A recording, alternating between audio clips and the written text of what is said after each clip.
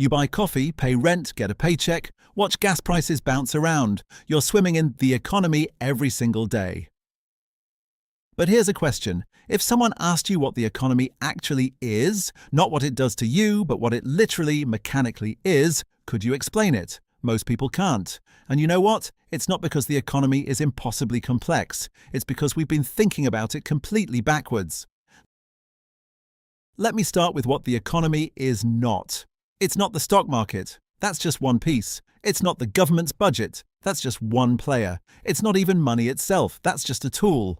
The economy is something way more fundamental, and once you see it, you'll never look at your daily life the same way. Here's the simplest way I can put it. Imagine you're stranded on an island with 100 other people. You all need stuff. Food, shelter, clothing, maybe some entertainment so you don't go crazy.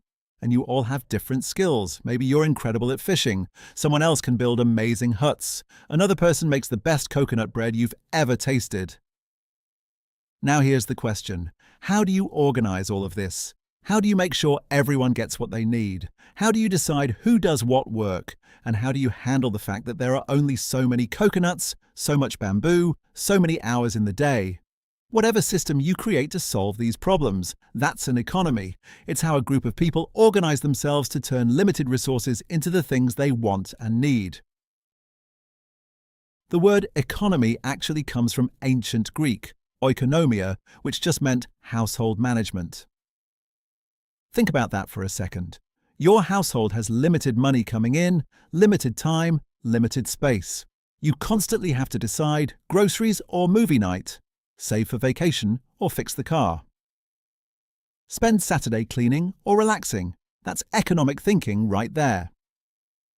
Scale that up from your household to your neighborhood, your city, your country, the world, and you've got the economy. Now here's where it gets really interesting.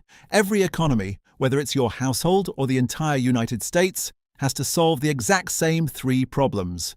Economists call these the three basic economic questions. What should we make? How should we make it? And who gets what we make? Let's go back to our island. What should we make?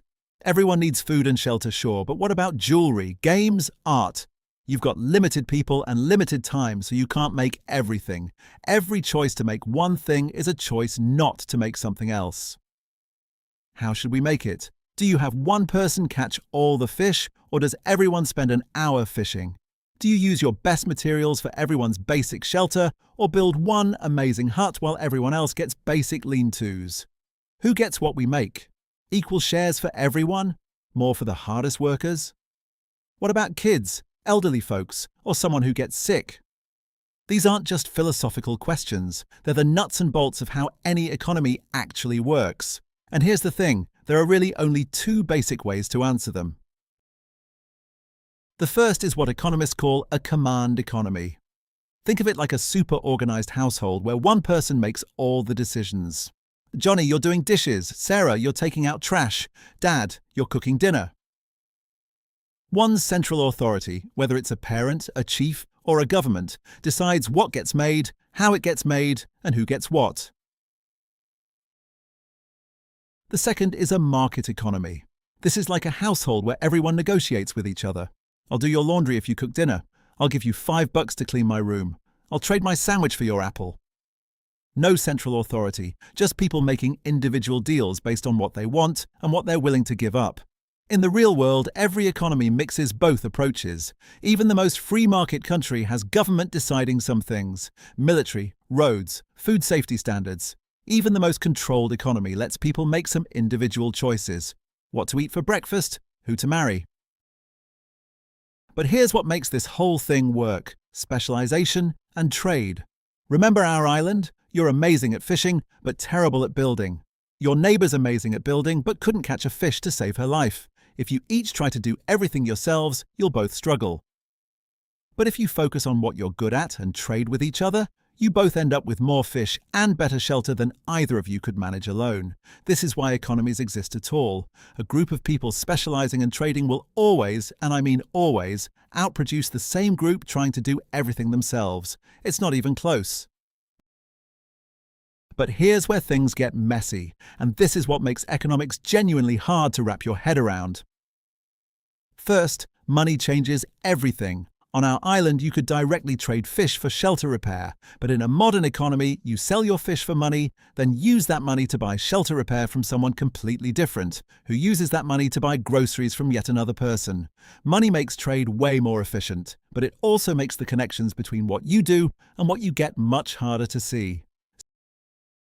Second, time makes everything complicated.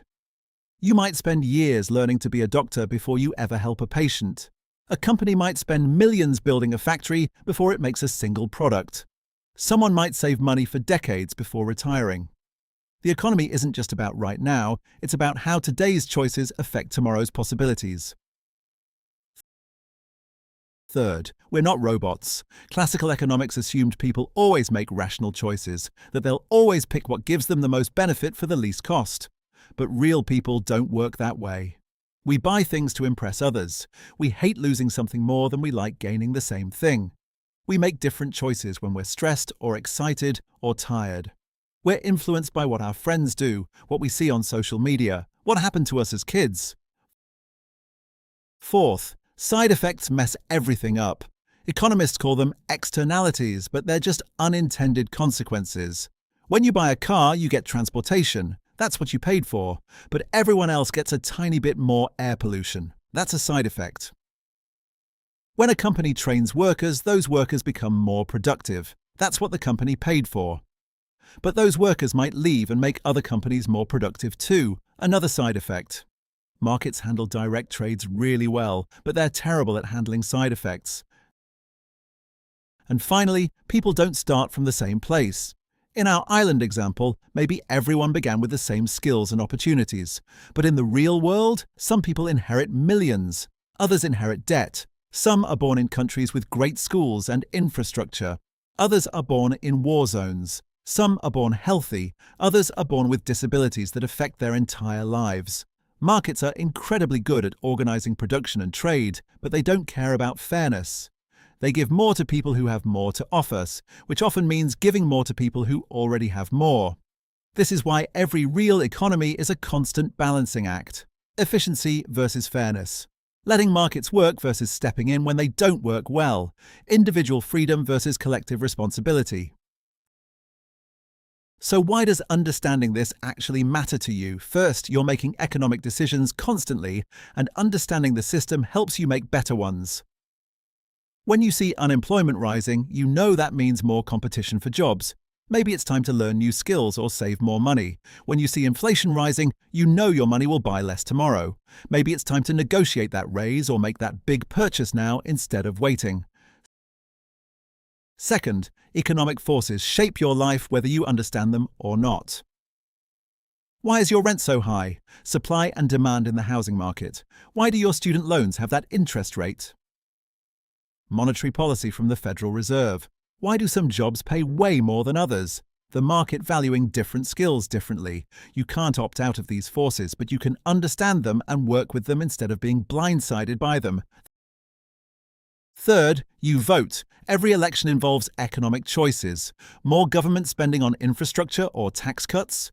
More business regulation or less? Higher minimum wage or leave it alone? You can't make smart choices about these without understanding how the economy actually works. Fourth, and this is the big one, the economy isn't some abstract thing happening to you. You are part of the economy. Every time you work, you're contributing your labor. Every time you buy something, you're telling businesses what to make more of. Every time you save money, you're providing capital for investment. Every time you learn a new skill, you're increasing what the whole economy can produce. The economy isn't a machine that runs without you. It's a system that emerges from millions of people like you making individual choices. Understanding that gives you real power, not the power to control everything, nobody has that.